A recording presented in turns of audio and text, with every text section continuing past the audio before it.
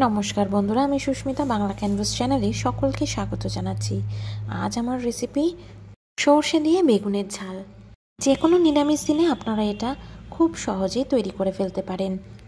বানাতে বেশি কিছু লাগে না আর খুব অল্প সময় তৈরি হয়ে যায়। এতে অত্যন্ত সুস্বাদু হয়, গরম ভাতের সাথে তো বেশি ভালো লাগে খেতে। চলুন আজকের রেসিপিটা দেখে নেওয়া যাক। প্রথমেই আমি মিক্সিং জারে নিয়ে নিলাম 1 চামচ মতো কালো সর্ষে। এখানে আরেকটু নিয়ে নিচ্ছি 1 চামচ মতো হলুদ সর্ষে। এবার এটাকে আমি শুকনোভাবে গ্রাইন্ড করে নেব। তার জন্য ঢাকা দিয়ে দিলাম। এটাকে শুকনো করে গ্রাইন্ড করে নিয়েছি, সাইডে আছে। আর এদিকে আমি বেগুনটাকে কেটে নিয়েছি ঠিক এইভাবে। এখানে আমি 3টে মাঝারি সাইজের বেগুন নিয়েছি, সেটাকে এইভাবে কেটে নিয়েছি। এগুলো মোটামুটি মাঝারি সাইজের, এইভাবে সরু সরু করে কেটে নিয়েছি। কড়াইতে তেল দিয়ে দিয়েছি, তেলটা গরম হয়ে গেছে। তেল দেওয়ার পরে আমি এখানে তেলটা গরম হলে 1 চামচ মতো কালো জিরে ফোড়নে দিয়ে দেব। সাথে দিয়ে দিয়েছি একটা কাঁচা লঙ্কা।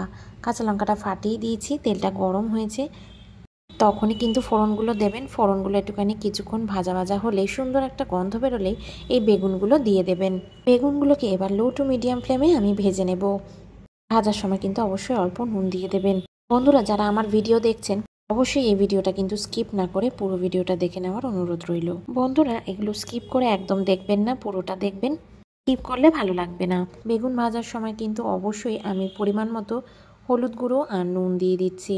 এখানে 1/2 চামচ মতো হলুদ গুঁড়ো দিয়েছি আর নুন দিয়েছি। এগুলো দিয়ে ভালো করে আমি ভেজে নিচ্ছি। বেগুনগুলোকে এইভাবে 2 থেকে 3 মিনিট আমি নাড়িয়ে ছাড়িয়ে নিলাম। বেশি কড়া করে ভাজবো না। আর এদিকে পেস্টটা আমি রেডি করে নিই। দেখুন, সর্ষে বাটাটা কিন্তু একদম পাউডারের মতো গুঁড়ো করে নিয়েছি। এবার পেস্ট বানাতে আরও কিছু আমি অ্যাড করছি। এখানে আমি চিনেবাদাম দিয়ে দিয়েছি। চিনেবাদামগুলো আমি আগে জলে ভিজিয়ে রেখেছিলাম। 3-4টে কাঁচা পাকা লঙ্কা দিয়ে দিলাম আর একটা টমেটোর আর্ধেক দিয়েছি, কারণ এই টমেটোটা ভীষণ বড় ছিল। এবার অল্প জল অ্যাড করলাম আর স্বাদ মতো নুন দিয়ে দেব। যাতে সর্ষেটা বাটার সময় অল্প নুন দেবেন, এতে করে কিন্তু সর্ষে বাটাটা তেতো হয় না। এবার ঢাকনাটা লাগিয়ে দিলাম। এটার একটা মিহি পেস্ট তৈরি করে নেব। আপনারা চাইলে এই পেস্টটাতে কিন্তু পোস্তও দিতে পারেন। পোস্ত দিলেও কিন্তু খেতে ভালো লাগবে। আবার আপনারা চাইলে এর মধ্যে নারকেল কোড়াও দিতে পারেন, এতে স্বাদটা বেশ ভালো আসবে। বেগুন ভাজা খুব ভালোভাবে হয়ে গেছে। আমি একটুখানি কড়া করে ভেজে নিলাম। এবার আমি এই পুরোটাই তেলটা ছেঁকে বেগুনগুলোকে একটা পাত্রে এইভাবে তুলে নিচ্ছি। দেখুন, বেগুনগুলো কিন্তু শক্তই আছে। আমি খুব কড়া করে ভাজিনি, যাতে একদম গা থেকে চামড়া থেকে বেগুন খুলে আসে সেই পর্যায়ে অবধি কিন্তু ভাজবেন না। আমি আর তেল অ্যাড করিনি। বেগুন ভাজার যে তেলটা, সেই তেলেই আমি যে পেস্টটা তৈরি করে নিলাম সেটা আমি দিয়ে দিচ্ছি। সম্পূর্ণ মশলাটা দিয়ে এইভাবে ভালো করে আমি মশলাটাকে কষিয়ে নিচ্ছি। আর ফ্লেমটাকে কিন্তু মিডিয়াম টু হাইতে রেখেছি। মশলাটাকে বেশ কিছুক্ষণ ভালো মতো কষিয়ে নেওয়ার পর এর মধ্যে আমি গুঁড়ো মশলা অ্যাড করব। এর মধ্যে দিয়ে দিচ্ছি আমি 1 চামচ মতো শুকনো লঙ্কার গুঁড়ো। শুকনো লঙ্কার গুঁড়োটা দিয়েও এইভাবে ভালো করে নাড়িয়ে চাড়িয়ে নিচ্ছি। মশলা ততক্ষণ কষাতে হবে যতক্ষণ না মশলা থেকে তেল রিলিজ করে যায়। মশলাটাকে খুব ভালো করে এইভাবে নাড়িয়ে চাড়িয়ে কষিয়ে নিলাম। মশলা থেকে তেল রিলিজ করছে আর কড়াইতে মশলাটা লেগে যাচ্ছে বলে বেশি শুকনো হয়ে যাচ্ছে মশলাটা, তাই আমি মিক্সি ধোয়া জল অ্যাড করলাম। অল্প অল্প জল অ্যাড করে সবসময় মশলা কষিয়ে নেবেন। মশলাটাকে খুব ভালো করে কষিয়ে একটু মজতে দিয়েছিলাম। এবার ভেজে রাখা বেগুনগুলো দিয়ে দিলাম। বেগুনগুলো দেওয়ার পরে এইভাবে ভালো করে সমস্তটা মিশিয়ে নিচ্ছি। আর দিয়ে দিচ্ছি আমি মিক্সি ধোয়া জল। আপনারা চাইলে এই রান্নায় কিন্তু নারকেল কোড়া ব্যবহার করতে পারেন, আবার নারকেলের দুধও ব্যবহার করতে পারেন, আবার নর্মাল লিকুইড দুধও ব্যবহার করতে পারেন। এতে করে স্বাদটা খুব ভালো আসবে।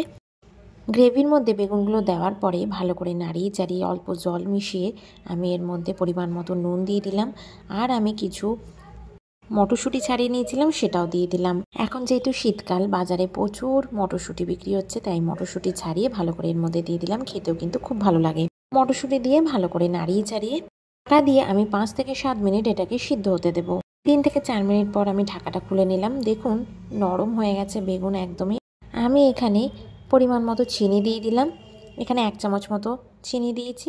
আপনারা 1 থেকে 1.5 চামচ মতো চিনি ব্যবহার করতে পারেন। যেহেতু একটা নিরামিষ রান্না, তাই অবশ্যই চিনিটা ব্যবহার করতে পারেন। এতে করে টেস্টটা খুব ব্যালেন্সে আসে, খেতেও ভালো লাগে। দিয়ে দিয়েছি এখানে 2 থেকে 3টে কাঁচা লঙ্কা। কাঁচা লঙ্কাটা আমি ফাটিয়ে দিলাম, আপনারা চাইলে চেরাও দিতে পারেন। ভালো করে নাড়িয়ে চাড়িয়ে এখানে 1 চামচ মতো সর্ষের তেল দিয়ে দিলাম আর কুচিয়ে রাখা ধনেপাতা অ্যাড করে দিলাম। আপনারা দেখতেই পাচ্ছেন আমাদের এই সর্ষে দিয়ে বেগুন কিন্তু একদম রেডি। বেগুনের ভিতরে কিন্তু খুব ভালো করে গ্রেভিটা ঢুকে গেছে। এটা গরম গরম ভাতের সাথে কিন্তু অসাধারণ লাগে খেতে। যে কোনো নিরামিষ দিনে আপনারা খুব সহজভাবে এই রেসিপিটা তৈরি করে নিতে পারেন। আমি এটাকে 5 মিনিট স্ট্যান্ডিং টাইমে রাখবো, তারপর এটাকে গরম গরম ভাতের সাথে সার্ভ করব। আশা করি আমার ভিডিওটা আপনাদের ভালো লেগেছে। যদি ভালো লেগে থাকে অবশ্যই কিন্তু লাইক করবেন।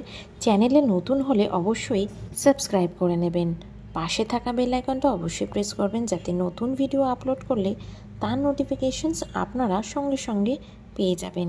ভালো থাকবেন, দেখা হবে নতুন রান্নার ব্লগে। টাটা।